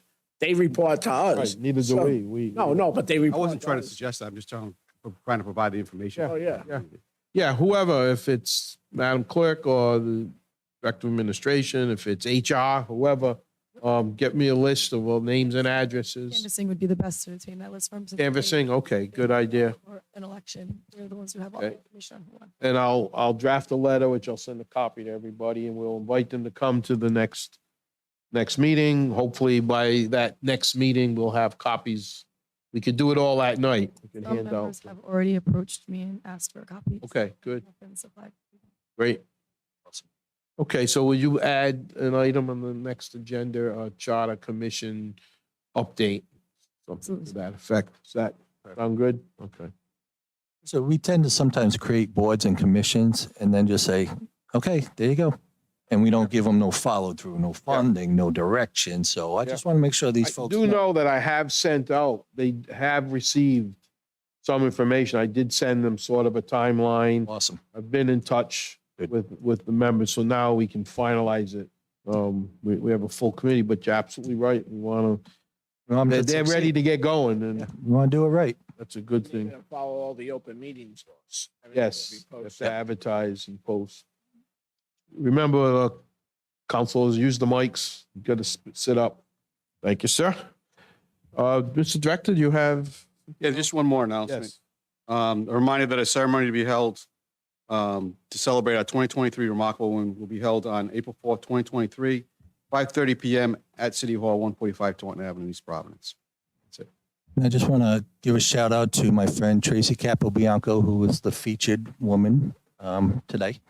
And thank you to all the women who's been so awesome to this city throughout the years, including you, Leah. Yeah, agreed. Thank you. I concur. Thank you, Mr. Director. We have an update from our finance director. I know you've touched on some of this, but do you want to add to, it's the February capital. We have questioned you earlier, but you can add to, I mean, you've got 4 reports here, so normally I'll take questions, and if I can't Sure. answer them, I'll get back to you, but anyone have us? So one quick, when this says year to date, yes, that goes back to November November Yes. 1st. yes. Okay. So if you look at the summary sheet on the expenses, we're about a quarter of the way in, so where it says budget remaining, it's anywhere from 63 to up to 70%, or a quarter of the way through, excuse me. So we should be right around 66, 67%. Anything above that seems to be in good shape. So, there's very few that are under by 1 or 2%, but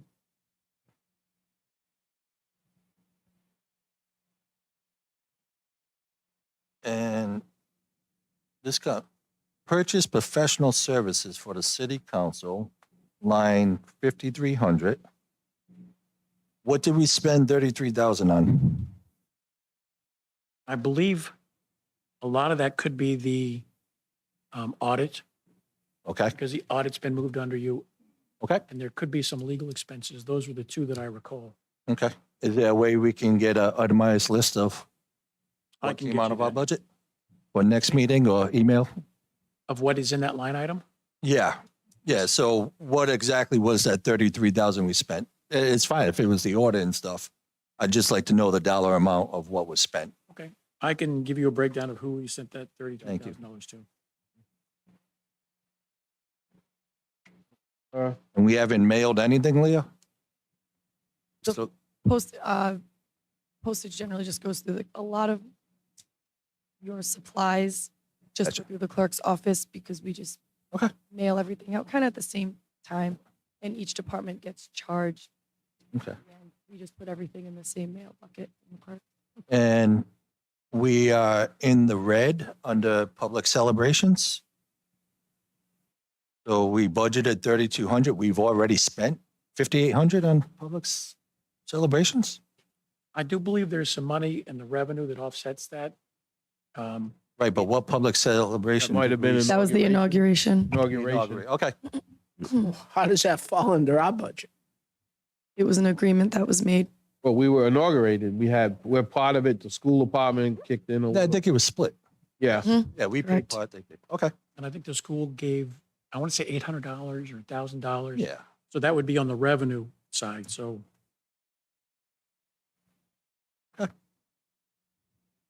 All right.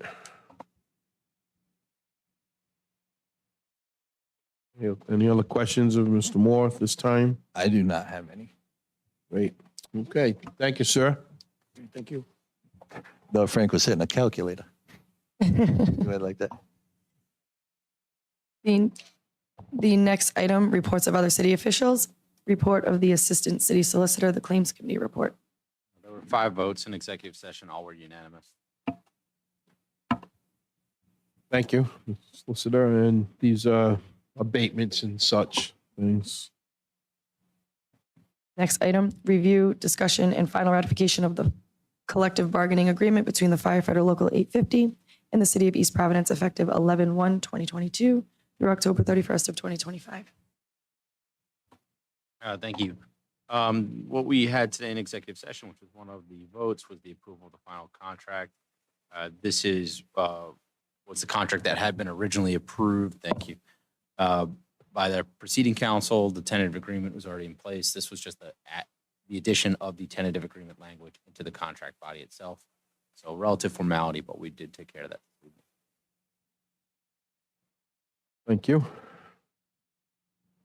Next item, report of the school committee liaison, who is not. I did speak with the chair of the school committee, Chairwoman Azanaro, who has been busy with the bond issue committee meetings and didn't think she or anybody could come here tonight, but I would report that all of us, I know, have a good working relationship with the school committee. We're going to work together on this current bond issue. It's not to say we're going to have rote agreement on everything, but we will have honest, open discussions with the school department and certainly respect each other's roles and responsibilities. So I want to thank the chairwoman for that. Next. The last meeting was canceled. I'm going to try to attend them, but Yes. they had to postpone it due to Well, weather. that big last- snowstorm that, there was a half-inch of rain, I did tell the chairwoman that We got to tease them on that. school committee is a little wimpy that we wouldn't have canceled the council meeting, but that's okay. Hey, buddy, we were here. Next, Madam Clerk. The next item would be the resolution accepting the school committee's conveyance of the Oldham Elementary School located on Bullocks Point Avenue to the city of East Providence. The sponsor is Councilman Lawson. Councilman. This is just housekeeping. The school committee turned over the property on Bullocks Point Ave, the former Oldham School. And this resolution is just needed to dot the i's and cross the t's that the city accepts the property. Correct. For anyone new to the city and doesn't understand the process, until that happens, the city administration, city council, that we can't do anything with that property of the building. So they've now agreed that it is not needed for any Not gonna be a school. educational purposes. Nope. So it's now property of the city. However, we have to, adopt that to make it legal. And then we'll have some discussions on what we're going to do with it. I'll make a motion So to is that a approve this motion? resolution. Seconded by anybody? I'll second. Second by Councilman Rego. All in favor, say aye. Aye. Aye. Aye. Any opposed? The ayes have it, 4-0. Thank you, Councilman. Next item, resolution in support of S38, authorizing the Board of Licenses of the City of East Providence to consider the granting of a Class B liquor license for 136 Taunton Avenue. The sponsor is Council President Rodrick. This is across the street here, the same process that was granted to, is it Cafes? Cafe Zara, Zara and also Union Burrito had to go through this process. This is the blue law because there's churches on the street. Because there is a church nearby, so this puts a school nearby, Sacred Heart school. Can we ask our state reps to rewrite that law? There actually is something. Yes. Okay. It's supposed to be, and I get the updates all the time. They're supposed to be introducing something to get rid of. We had one business owner wait over a year It's for a that. difficult process. So, We don't enjoy it either. no, I agree. I agree. Inefficiency drives me nuts. Something you've been involved with, I'm sure. Yep. So what is your pleasure? I'll make a motion that we approve this resolution. Second. Motion made by Councilman Lawson to approve, seconded by Councilman Fogarty. All in favor, say aye. Aye. Aye. Any opposed? The ayes have that. 4-0. Thank you. Next is a resolution in support of H 6026, which would enable the city of East Providence to offer tax amnesty for 2 separate 60-day periods for fiscal years 2023 and 2024 for waiver of interest and penalties on overdue tangible tax payments and motor vehicle tax payments. The sponsor is Council President Rodrick. And this has been discussed here before. We are trying to support the House and Senate resolutions that are on our behalf. In fact, I think today there may have been testimony to that effect, and it looks like things are passing, but the protocol is it won't be enacted if we as a council don't support them. It's basically amounts to like a tax break for homeowners and trying to separate and this is giving an amnesty more for people that maybe through COVID and other reasons were late in paying. So they will still pay. This is not wiping out any payments, but it will waive penalties and fees. Is that correct, Mr. Conley? So it is let's not punish people that have had some difficulty. They're going to pay their taxes, but this is an amnesty. Mr. Moore, do you want to add to that? Yes, the program is to do two things: help the taxpayer out and collect back taxes. In a way, it's similar. If you pay your taxes in full by July 1st, there's a discount. Something similar, if you pay your taxes in full, we'll waive past interest to a certain amount. It's kind of an overview of the program. So the city is not at harm, being placed in harm because of this? We will still collect 100% of the taxes. It's just the penalty interest is subject Right. to. And if we didn't do this and made it more difficult, it could be a certain percentage of people that would really struggle and maybe not pay. We may not get 100%. True, and then they would be subject to tax sale and they'd have to go through that process. So it's something I support. Who determines how much interest and how much penalties? It must be in the charter or in the. About to be waived? No. I mean, who sets What how the much penalty we is. charge in interest for late payments? That's done through the budget process every year. So that's us. That is you. And Why do we need a law? We could just, next budget, just say, we're going to do. But we no might interest. not if there's a different council. So this waives this. Well, Different you council could- this year? State statute has a lot of controls over how you can tax, what sort of interest there is. We mentioned the tax sale process. That's a pretty automatic process. When there are late payments, it goes to the sale. And so when we talk about this particular resolution, we're putting it in support of a proposed state law. So it would be an amendment to state law, which would give us the flexibility that we're talking about right now. And how many people are late in accruing interest these days? Well, we normally generate $800,000, $900,000 in penalty interest every year. Okay. But are there people saying I can't pay because the interest and the penalty is too much? Or are they just not paying the bills? Well, that I can't speak to. Okay. But I know that, like, they froze the water sewer interest for a period of months just to help out. And I think this follows under that line of, well, we tried to help out the water sewer people on their interest. How about the people that own property? And who makes the final determination of who gets tax amnesty, the interest and stuff waived? That would be Does that come before the council? Is that? That I don't know. I know the legislation enables it. I know the mayor would draw it up. I'd have to talk to council for that. I can't imagine a scenario in which there's someone arbitrarily picking how amnesty would apply. I just would like to know the process. We have a cow. Oh, all right. If you give me a moment. No, that's the liquor license. So, All right, what's the question? I don't quite understand what you're asking. I want to know the process. How does somebody, if they want this amnesty, They have to apply for it and they have to qualify for the. and who makes the final determination that they qualify? Is there set guidelines? Tax assessment. Once it gets approved, it would come through the mayor's office to set up the policies and procedures, which this would be resolved. In the act. In the act? Yep.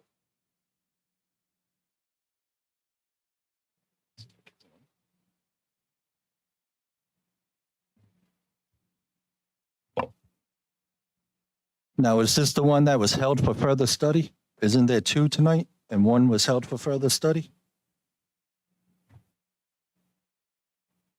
Which one was not? So this one was held for further study. Okay. All right. That's all the questions I have.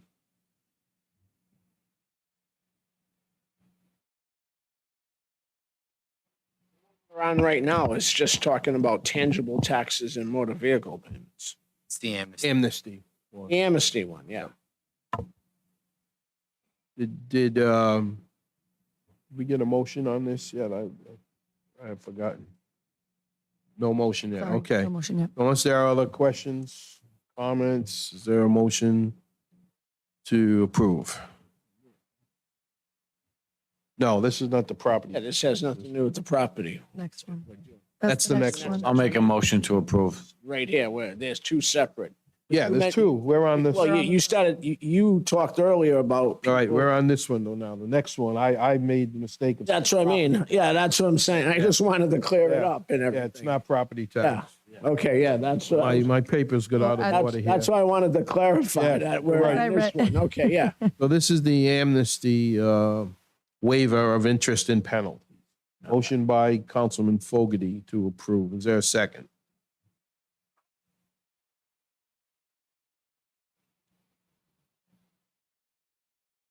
I'll ask one more time if there's a second.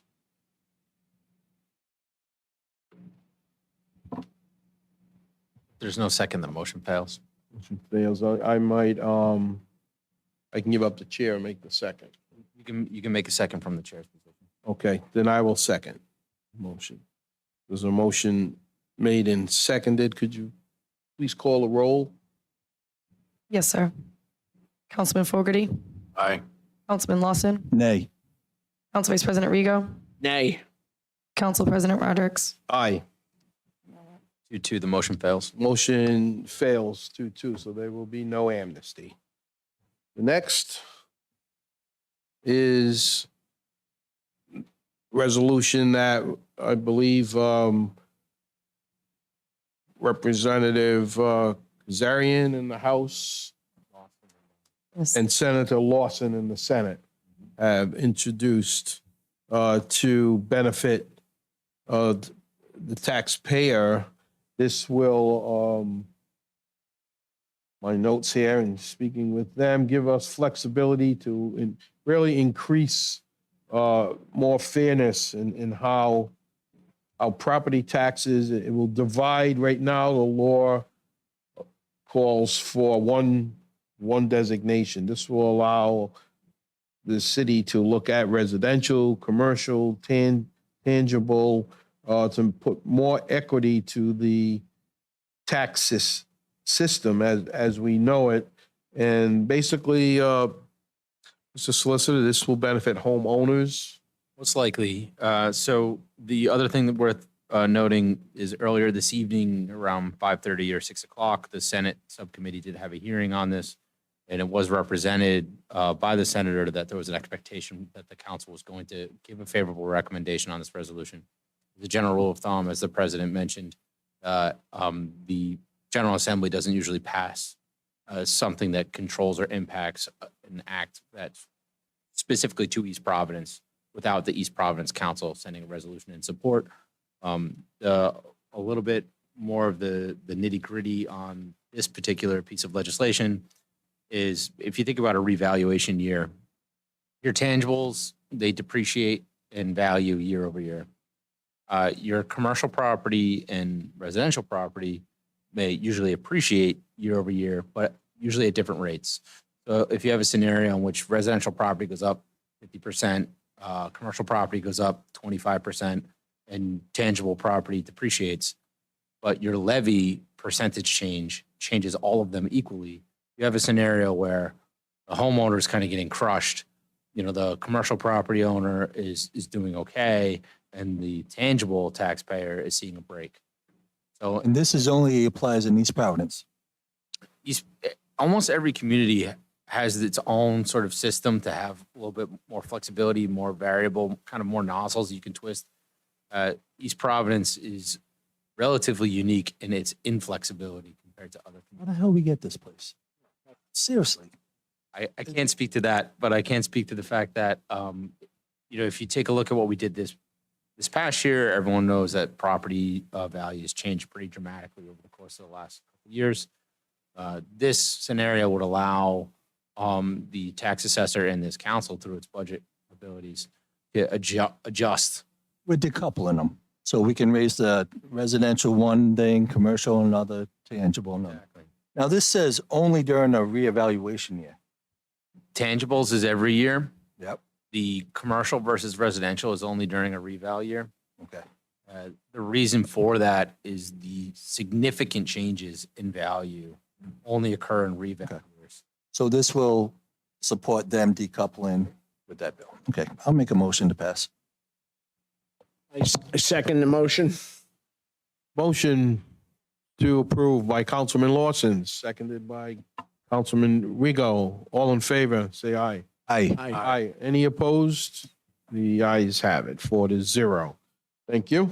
Next, Madam Clerk. Next item, petition from Thomas Costa for rezoning of property located at 2876 Pawtucket Avenue, map 309, block 13, parcel 1, from residential 3 to commercial 2. Referral to planning board for recommendation. And as I understand this, as in prior cases, this is just perfunctory in that we are referring to the planning board. It's part of the process. It will come back to us. Right. So again, a perfunctory act. Motion to accept and move this to the planning board. Second. Motion by Councilman Rigo to approve and move to the planning board, seconded by Councilman Lawson. All in favor? Aye. Any opposed? The ayes have it, 4-0. Next item is adjournment. So moved. We have, we had done these others earlier, so Correct. that was a motion to adjourn. Was that Councilman Lawson? Second that motion. Councilman Rigo, second. All in favor? Aye. Aye. Any opposed? The